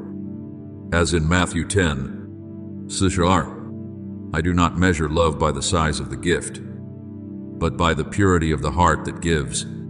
There are cups of cool water on earth that become prayers in heaven. There are actions no one records that I keep in the book of remembrance of love. When you give with peace, you do not empty yourself. You open a flow so that life may continue to pass through you. Therefore, when you sense that the new season is drawing near, do not try to make everything loud in order to prove that you are ready. Return to the holy basics, pure speech, gratitude, kindness, open hands, peaceful breathing, and a life that knows how to listen. I do not need you to run ahead of me. I want you to walk with me. There are turns in the road that will light up when you draw near, not before. There are people who will appear at the right time, not because you tried to pull them toward you, but because I placed them on the path. There are opportunities that will find you when the inside of you has stopped resisting the very thing I desire to give. Do not grow weary while doing good, for in due season we shall reap if we do not lose heart. As in Galatians 6:9, the harvest does not forget the seed, and neither do I forget what you have sown in secret. So remain calm, beloved child. Let every small thing you do today bear the mark of faith. When you give thanks, you open the door to joy. When you bless, you cut off the stream of bitterness. When you share, you affirm that your source is me. When you choose peace, you show that your heart is no longer being dragged around by circumstances. Then you will see that, like a door needing only a small turn of the key, the things I have prepared for a long time will begin to open at the appointed moment. Not because you forced heaven, but because your heart has come into rhythm with mine. Take one more step, gently yet firmly, for I am nearer to you than you think. The branches along the road of your life are beginning to tremble beneath a new wind, and the gentle rain of grace is drawing near to refresh the places within you that were once dry. Beloved child, I want you to recognize the gentleness that is changing within you. Before, perhaps your words were heavy with worry, your thoughts tangled with fear, and the plans in your heart were like a door secured with many locks. But lately, you have begun to speak more gently, believe more deeply, and look at tomorrow with a kinder light. That is not a small change, my child. It is a sign that something within you has begun to come into harmony with what I am doing. When the soul is led by peace, words no longer rush to defend themselves. Plans are no longer born from panic, and your eyes do not need to see every detail before daring to smile. Let the peace of Christ rule in your heart, as in Colossians 3:15, when peace rules, it does not only make you less afraid, but also makes you clear enough to recognize the moment when it is time to rise. I am not calling you to leap across a deep chasm in your own strength. I am not placing a heavy command before you and then standing far away to watch. I am simply inviting you to lean your heart toward the light, like a flower turning toward the sun as a new day begins to open. There are steps I ask of you that are not loud at all, beginning something you have delayed, sharing something you have learned, writing down what I have reminded you of, naming a dream you were once afraid to admit, speaking to someone with sincerity, or placing the first brick for something I planted long ago. These actions may look small, but they carry the weight of obedience. Faith without works is dead. As in James 2:17, therefore, the faith within you is not measured only by what you feel, but also by whether you dare to do the small thing at the right time, in the right spirit, and with the right trust. There are doors that do not open before you draw near to them. There are hallways that only become shorter when your feet begin to move. There are things you once thought were too high, too far away, too difficult. Yet, in truth, they were only waiting for you to grow in the way you see. When you still stand outside the threshold with a fearful mind, the room of blessing looks like a place meant for someone else. But when I renew your heart, you will begin to understand that what I have prepared is not meant to tease your hope, but to invite you to enter in the proper season. He has made everything beautiful in its time. As in Ecclesiastes 3:11, the proper time is not always the moment when you feel most impatient, but the moment when your heart is steady enough not to lose itself in what is given. Therefore, when you feel that you are no longer pressured by the plan as before, but guided by peace, Know that I am bringing you closer to the room you once only dared to look at from a distance. I want you to learn this holy rhythm. Believe. Speak. And then act. Believe so your heart no longer resists the promise. Speak so your mouth agrees with truth instead of repeating the old voice of fear. Act so that faith can take shape in daily life. If you only believe but do not speak, your heart may quietly be overwhelmed by another voice. If you only speak but do not act, your words will lack roots. If you only act but do not believe, your actions may become a burden. But when these three move together, you will see a new flow begin to open. Commit your works to the Lord, and your plans will be established. As in Proverbs 16:3, to commit does not mean to give up passively. To commit means to place what you do under my hand, so that your small work is joined to my greater purpose. Remember Nehemiah, the one who heard that the walls of Jerusalem were broken down, and his heart ached as though his own home had been wounded. He did not merely weep and then leave his pain inside a prayer. He prayed, fasted, waited for the right time. And then, when the door opened before the king, he clearly spoke what he needed to ask. After that, he returned and quietly inspected the wall at night, without display, without noise, but carefully observing every broken place. Then he rose and said to the people, "Come, let us rebuild the wall of Jerusalem." As in Nehemiah 2:17, and when he was mocked, he answered, "The God of heaven will make us prosper, and we his servants will arise and build."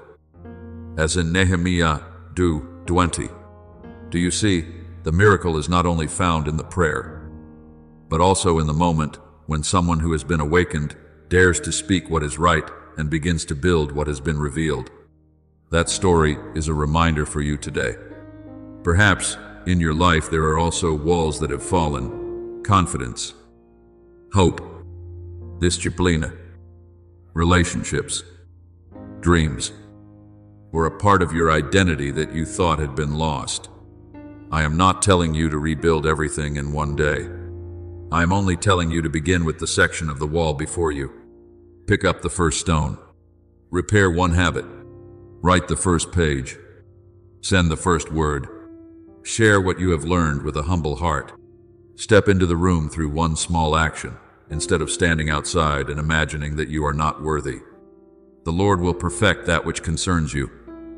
As in Psalm 138:8, you do not complete it alone, but neither are you called to stand forever in a waiting that is not obedience.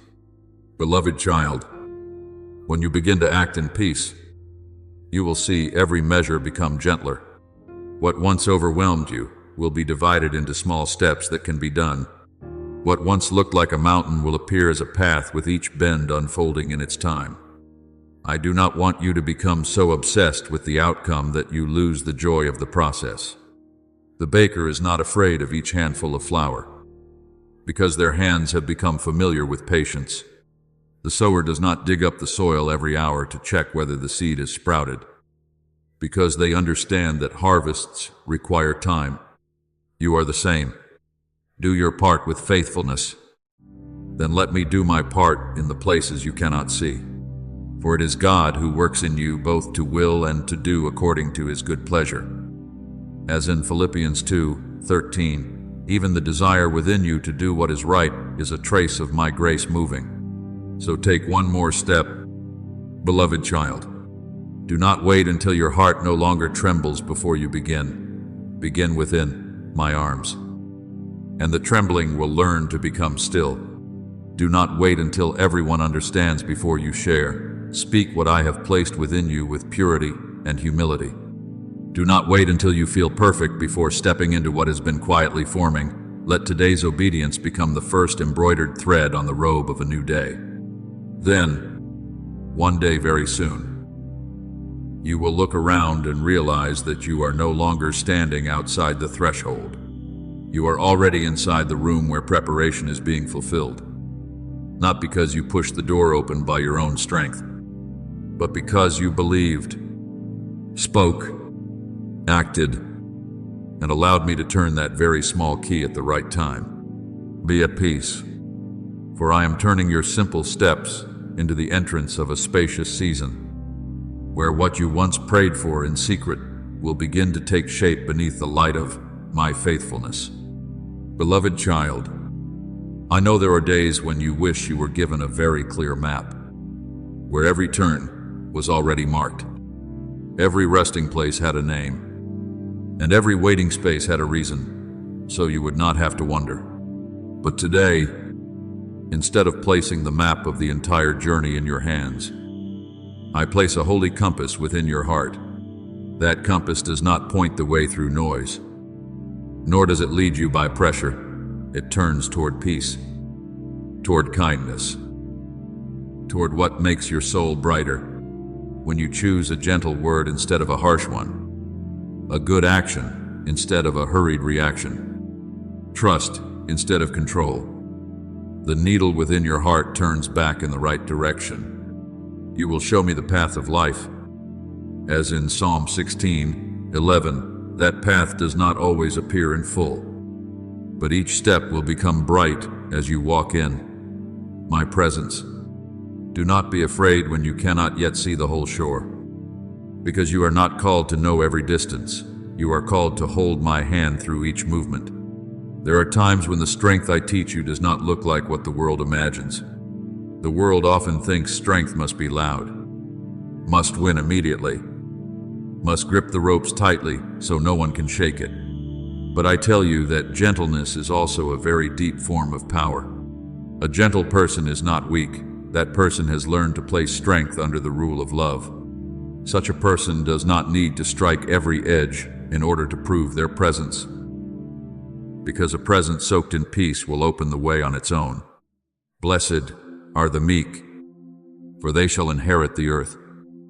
As in Matthew 5:5, meekness is not shrinking back in fear, but walking with a heart kept by me, not controlled by bitterness, not allowing the tempter to pull you back into battles that no longer have authority over your soul. When you let gentleness become the side of your boat, peace become the wind that lifts your sail, and kindness become your direction, you will find yourself moving far without needing to wound yourself or others. I want you to remember the story of Paul at sea. When he was being taken to Rome in the midst of a violent storm, as recorded in Acts 27, the ship was battered by the wind for many days. The sun and stars did not appear, and everyone nearly lost all hope of being saved.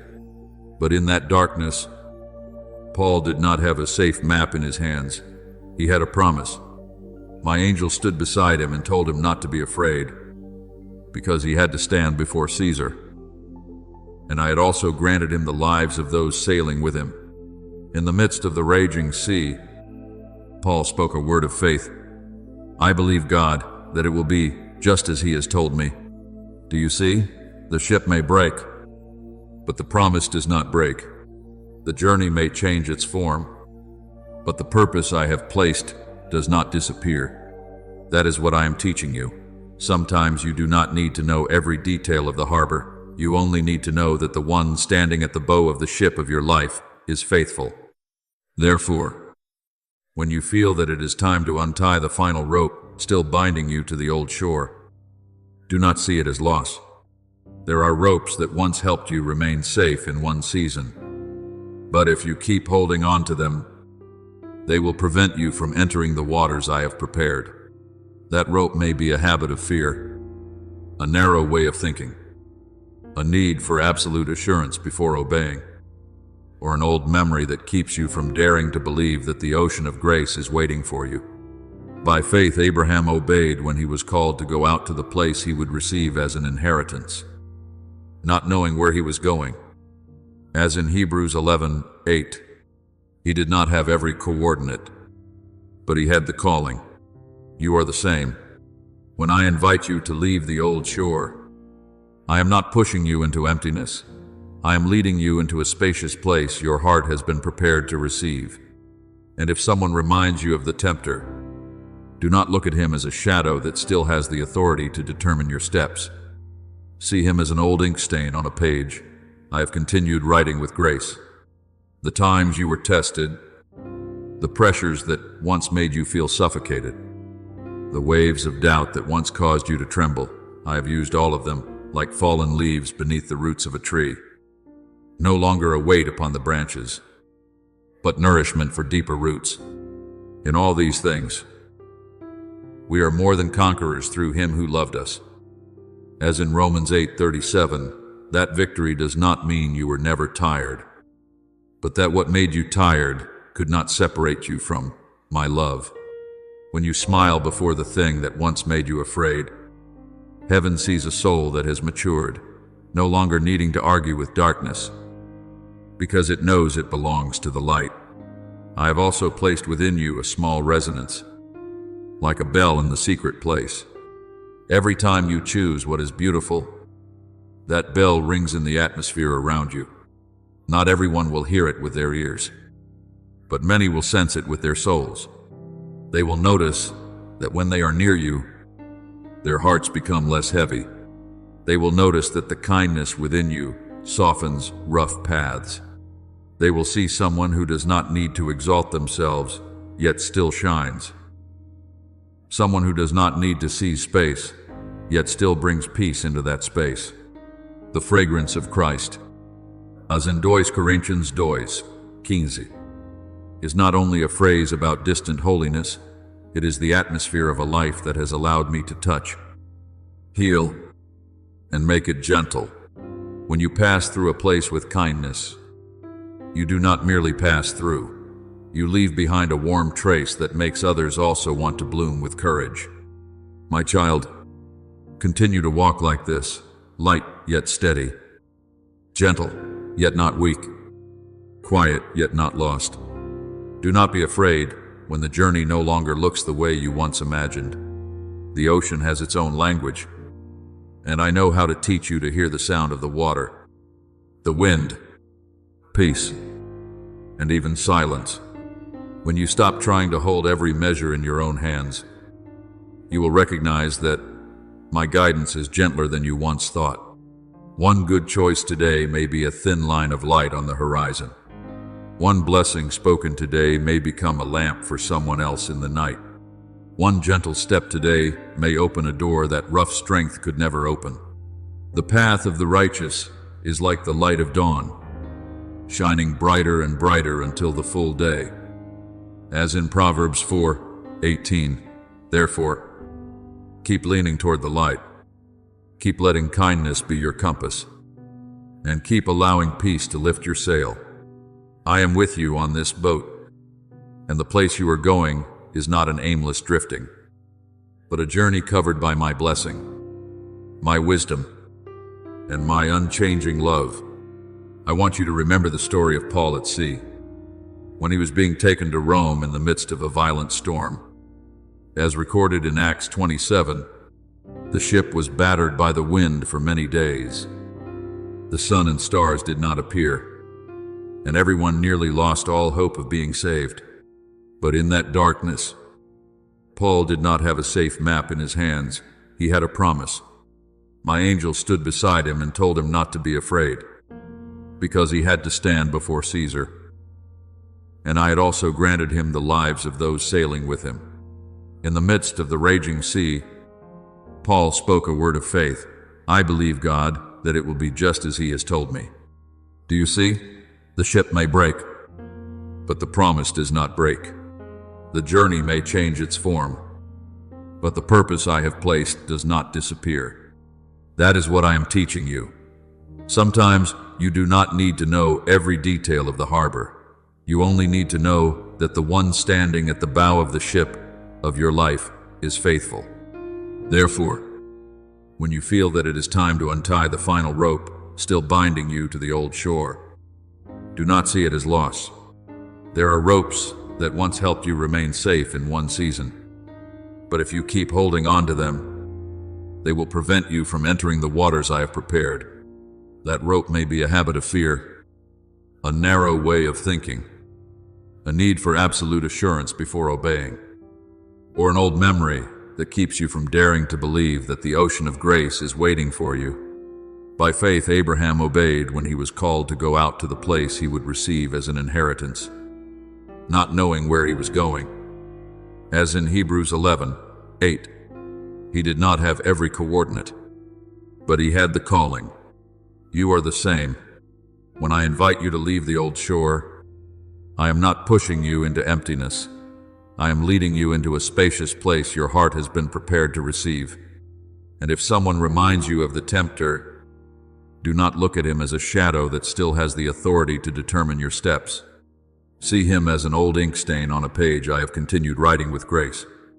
The times you were tested, the pressures that once made you feel suffocated, the waves of doubt that once caused you to tremble, I have used all of them like fallen leaves beneath the roots of a tree. No longer a weight upon the branches, but nourishment for deeper roots. In all these things, we are more than conquerors through him who loved us. As in Romans 8:37, that victory does not mean you were never tired, but that what made you tired could not separate you from my love. When you smile before the thing that once made you afraid, heaven sees a soul that has matured, no longer needing to argue with darkness, because it knows it belongs to the light. I have also placed within you a small resonance, like a bell in the secret place. Every time you choose what is beautiful, that bell rings in the atmosphere around you. Not everyone will hear it with their ears, but many will sense it with their souls. They will notice that when they are near you, their hearts become less heavy. They will notice that the kindness within you softens rough paths. They will see someone who does not need to exalt themselves yet still shines.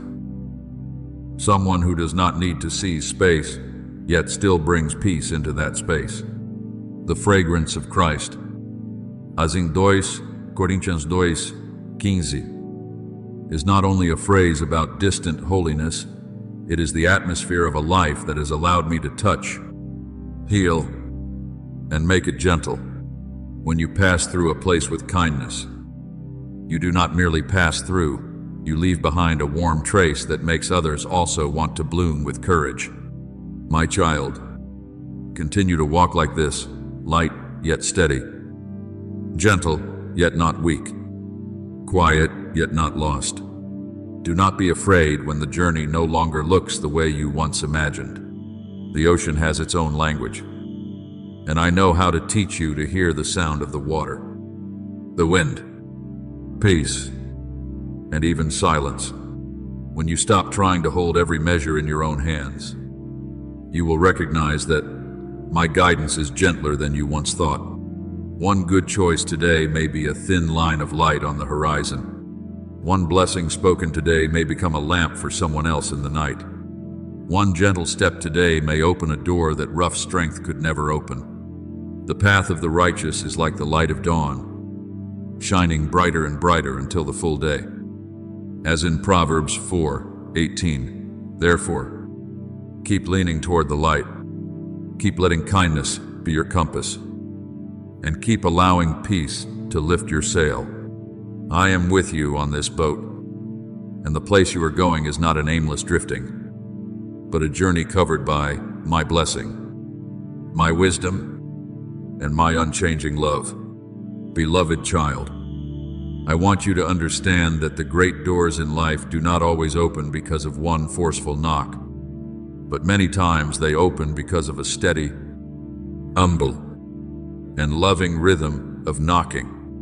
There are things I do not give in the noise of impatience, but in the consistent rhythm of a heart that knows how to be faithful, today speaking a kind word, tomorrow doing what is right, the next day continuing to keep the heart tender before me. That repetition, which may seem small, is weaving a beautiful life before the eyes of heaven. Do not grow weary while doing good, for in due season we shall reap if we do not lose heart. As in Galatians 6:9, that word does not only speak about the final reward, but also about the beauty of every day you continue to choose to sow what is good, even before you have seen the fullness of the harvest. I see every gentle knock of yours. I hear every unshowy prayer. I take note of every time you keep peace instead of allowing your heart to be pulled into anxiety. And when the appointed time comes, you will know that nothing in your quiet faithfulness has been forgotten. Sometimes you may think you are only passing through very ordinary days, but under my gaze, each of those days is a holy ritual. When you wake up and choose gratitude, you have lit the lamp in your soul again. When you keep your lips gentle in a situation that could easily make you react, you have placed a bright stone into the foundation of your future. When you open your hand to help someone, encourage a heart, or forgive one more time, you are giving the river of grace a path to flow through your life. Let your speech always be gracious, seasoned with salt, as in Colossians 4:6. Therefore, do not underestimate a soft word, a pure smile, or a kind gesture. These things may not make the world applaud immediately, but they make the atmosphere around you brighter. And many weary souls will find courage when they pass through that light. I am bringing you to a place where abundance no longer makes you afraid. You will not see abundance as something foreign, nor will you see it as a temptation to avoid, but as a stream entrusted by me, so that you may draw life from it and give life through it. When your heart is enlarged, you will know how to receive without clinging, to give without panic, and to steward without pride. God is able to make all grace abound toward you, so that you, always having all sufficiency in all things, may abound in every good work. As in 2 Coríntios 9:8. Do you see? The abundance I give is not only to fill your room, but so that through you, other rooms may also be lit. When you have peace, you share peace. When you have wisdom, you lift others out of old paths. When you have resources, you become a compassionate hand for someone who needs a sign that they have not been forgotten. Remember the story of the widow in the time of Elisha, the woman who had only a small jar of oil left in the midst of debt and helplessness. I did not tell her to look at lack as the final sentence over her life. I told her to go and borrow empty vessels, many vessels, then close the door and pour out the oil. As recorded in 2 Kings 4, the oil kept flowing until there were no empty vessels left. Beloved child, the lesson there is not only the miracle of provision, but also the preparation of the vessels. The flow of oil did not stop because my mercy had run out. It stopped when there were no more vessels to receive it. Therefore, I am enlarging you like those vessels, enlarging your faith, enlarging your capacity, enlarging your ability to love, enlarging your readiness to serve. Do not ask for a great flow of oil while still keeping a narrow soul. Let me make you into a clean, spacious, and steady vessel, so that what I pour in will not spill away in vain, but will be held, used, and multiplied in wisdom. I know there are days when you see only a little light rising on the horizon, as though night and day are quietly passing the handoff between them. But precisely at that delicate boundary, I place a gentle confirmation within your heart. Keep going. Do not change direction simply because everything has not yet become radiant. Do not doubt simply because the miracle has not yet taken its final form. You have need of endurance, so that after you have done the will of God, you may receive the promise. As in Hebrews 10:36, endurance is not standing still in despair, it is walking steadily in faith, knowing that my hand is arranging things behind what you cannot yet see. Keep your lamp burning steadily. Keep your words bright. Keep your hands open. Keep your heart from closing because of old days. The part that belongs to me, I am doing with the precision of eternal love, There are shadows of the past that will soften as the new light grows stronger. The things that once made you afraid will gradually lose their voice as you become more accustomed to hearing mine. The hallways that once seemed too long will slowly reveal themselves as passages leading to a wider courtyard. I do not need you to run. I only want you to walk in my rhythm. Your word is a lamp to my feet and a light to my path. As in Psalm 119, 105, that lamp is enough for today's step. And as you step forward, the light for the next step will appear.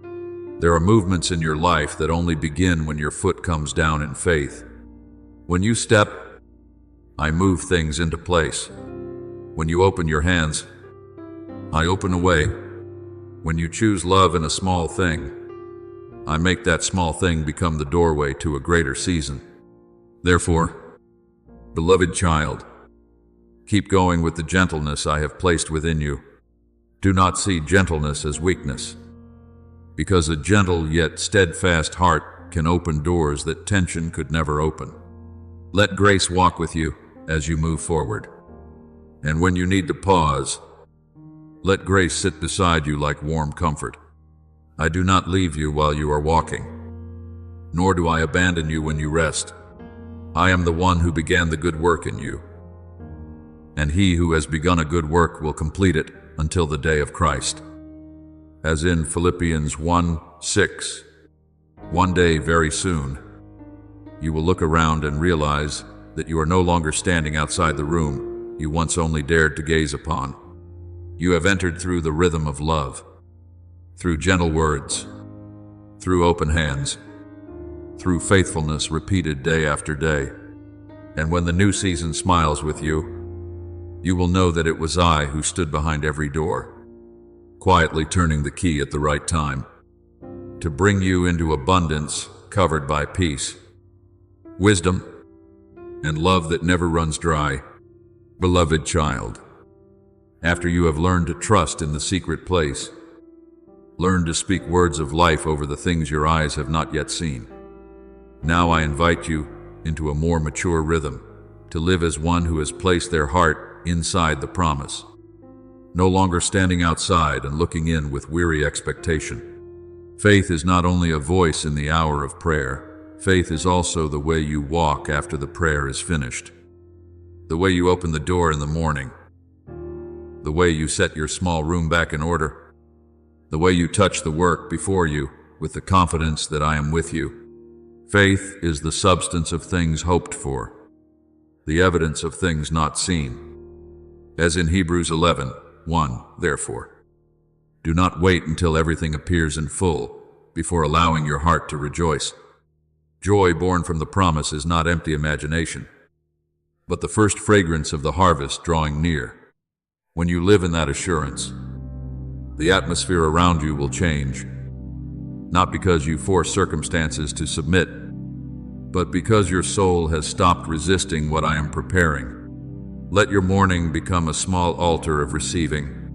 When the light first touches the window, rise, not as one being dragged by yesterday, but as one who knows that my mercy has arrived before you. The steadfast love of the Lord never ceases. His mercies never come to an end. They are new every morning. As in Lamentations 22:23, open the window as though you are opening your heart to a fresh current of grace. Arrange the table, the notebook, the chair, the place where you work, the room where you live, with a gentle reverence, because the place where you are living is not merely somewhere you pass through the days. It is the ground I am using to sow the seeds of the coming season. A person who truly believes that an honored guest is coming will not leave their house in old disorder, and my promise is the same. Beloved child, it does not come merely to stand outside the door of a soul that remains forever in confusion. It seeks a place that knows how to prepare with peace, receive with gratitude, and guard with watchfulness. I want you to learn how to bless the small things that serve your life each day. When you place your hand upon your desk, you may say within your heart that this place will witness wisdom, creativity, and good works being completed. When you touch the door, you open. You may quietly declare that the paths belonging to me will open at the right time, and the turns not meant for you will close in peace. When you sit in the familiar chair, you may give thanks that your body is supported, your mind is renewed, and your heart is led into order. A gentle tongue is a tree of life. As in Proverbs 15:4, therefore, do not use words only to speak to others, but use words to bring life into the spaces I have entrusted to your care. These blessings are not empty rituals, but a way for you to remind your heart that every ordinary place can become holy ground when you invite my presence there. Even the places that have not yet sent you a signal, the doors that have not yet responded, the people who have not yet answered, the plans still resting in a season of waiting, send peace there as well. Do not let their silence become a reason for you to sow anxiety within your own heart. Say that what belongs to you in my will shall find its way to you, and what does not belong to my season shall depart without breaking you. Commit your way to the Lord, trust also in him, and he shall bring it to pass. As in Psalm, vis. Surrender is not sitting still in worry and calling it faith. Surrender is placing what you cannot control into my hands, while you continue to keep your part in purity, preparation, and joy. Every gracious word you send out is like a small bird flying into the morning. You may not yet see it return immediately, but your sky is no longer as empty as before. Remember Joshua and the people of Israel when they stood before the Jordan River. The waters were overflowing their banks, and the promised land lay on the other side, so near that it could make the heart both eager and trembling. I did not tell them to camp forever on the shore, waiting for the waters to dry up according to the assurance of natural sight. I spoke through Joshua that the people should consecrate themselves, for tomorrow the Lord will do wonders among you. As in Joshua 3:5. Then the priests had to carry the Ark of the Covenant and step down into the water before the dry path appeared. Only when their feet touched the edge of the water did the river stop. Do you see? There are miracles that do not reveal themselves fully before you step. They open when your faith takes shape in action. Living as though you have received does not mean pretending there is no river. It means following my word, even while the water is still flowing before your eyes. Therefore, when you look in the mirror, do not look at yourself through the eyes of the seasons that made you weary. Do not search your face for traces of failure and then conclude that you are not enough. Look into those eyes as you would look at someone I have kept through many dark nights. Someone who has been called by name, lifted up, taught, and prepared. You may speak slowly, not with arrogance, but with belonging. I am loved by him. I am guided by him. I am equipped, and I am ready to step into the goodness appointed for its season. Be strong and courageous. Do not be afraid, nor be dismayed, for the Lord your God is with you wherever you go. As in Joshua 1:9. Those words do not turn you into someone who never trembles, but they remind you that trembling is not your master. I am the one holding your hand as you step forward. From today on, let joy be trained as a holy habit. Clothe your voice with gratitude. Let the way you walk, the way you work, the way you prepare, and the way you answer others carry the sign of one who has believed that their Father does not lie. When you write down your plans, write with the spirit of partnership with me. When you begin the thing that has been quietly forming within you, begin not as one hoping for luck, but as one laying the first stone upon a foundation I have already measured. When delay comes, let it teach you patience. Do not let it steal your joy. Whatever things you ask for in prayer, believe that you have received them, and they will be yours. As in Mark 11:24, this word does not teach you to control me according to your own will, but to place your heart in my faithfulness after you have prayed in obedience. Beloved child, you are not merely repeating a few beautiful sentences. You are allowing your life to sign its name to a reality I have prepared in love. When you open the door, I open the way. When you make room, I bring order. When you bless the small thing, I make that small thing become a vessel for something greater. When you step outside with eyes of trust, the new season is no longer a distant idea, but begins to become the rhythm of life in each of your actions. Keep living as one who has been embraced by the promise, not hurried, not artificial, not arrogant, but joyful, pure, and steady.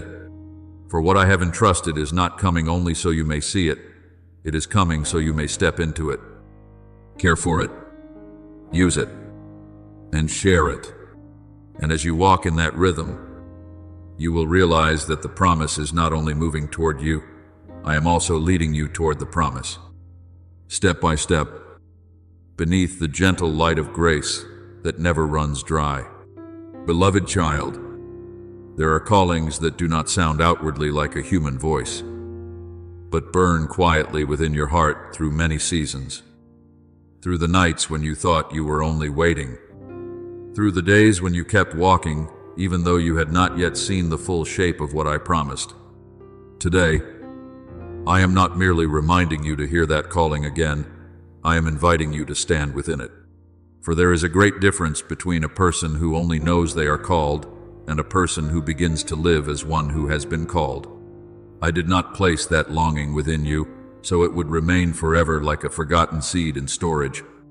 I breathe purpose into it.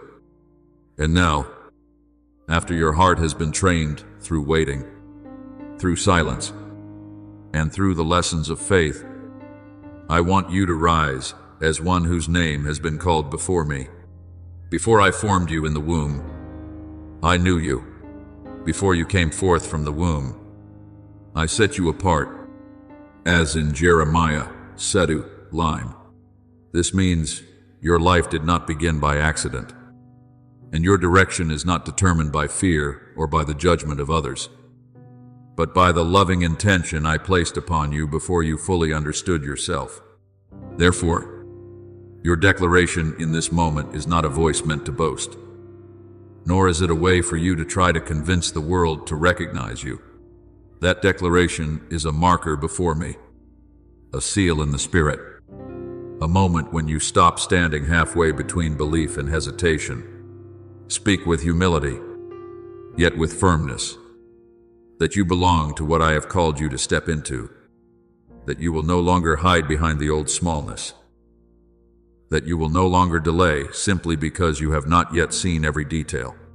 The righteous shall live by faith, as in Habakkuk 2:4, that faith does not exist only in your thoughts, but must take shape in your words, in your steps, and in the way you receive the new day. When you declare that you are willing to receive the portion I have prepared for you, you are not giving commands to heaven. You are simply bringing your heart into alignment with what I have spoken. And when your heart is aligned, many things that once seemed scattered will begin to find their proper place in my timing. Imagine that you are standing before a great door, not with hands trembling in fear, but with a heart that has passed through enough lessons to understand that I have not led you here in vain. For a long time, you have heard something like an echo from behind that door, the sound of opportunity, the sound of service, the sound of a wider land where you no longer live merely to survive, but to carry the light that has been entrusted to you. The key in your hand is not made of metal. It is made of faith, obedience, gratitude, and readiness. When you turn that key, it is not a small movement in ordinary life, but the response of your soul to my invitation. I have set before you an open door, and no one can shut it. As in Revelation 3:8, if I have opened it, you do not need to stand outside for too long, wondering whether you are worthy. You only need to enter with reverence, knowing that everything beyond that door must be received with humility and guarded with love. I want you to remember Samuel when he was still a child in the temple, in the stillness of the night, when my voice called out, and at first he did not recognize it. 3 times he ran to Eli because he thought a human voice was calling him, until he was taught to answer, "Speak, Lord, for your servant is listening." As in at Samuel tree, Tia. Do you see? A holy calling often needs a soul that learns to listen through many moments of confusion.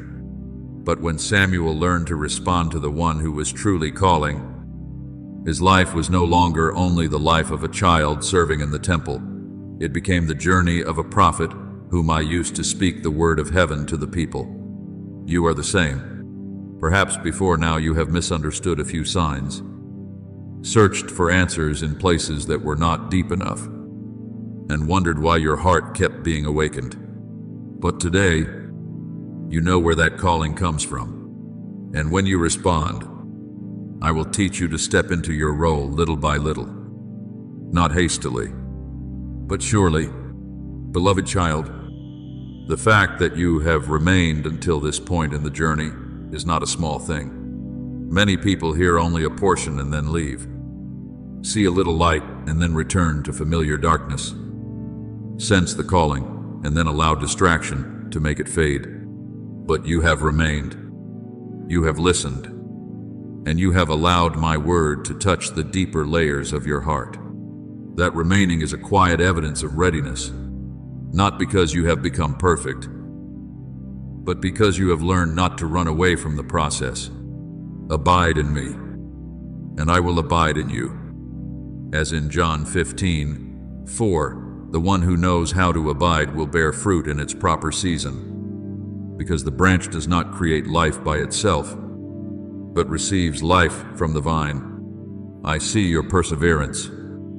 I see the times you thought you were moving slowly, yet still did not turn away. I see the times you were weak, yet still wanted to believe.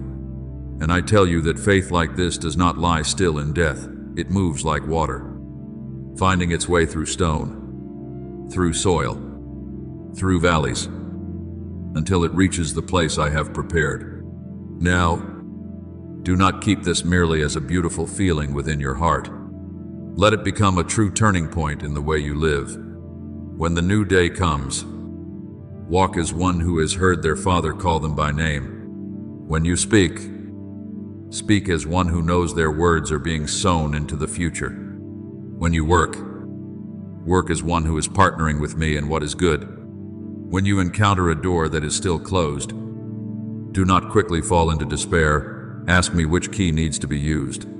Patience, wisdom, preparation, or one small courageous action.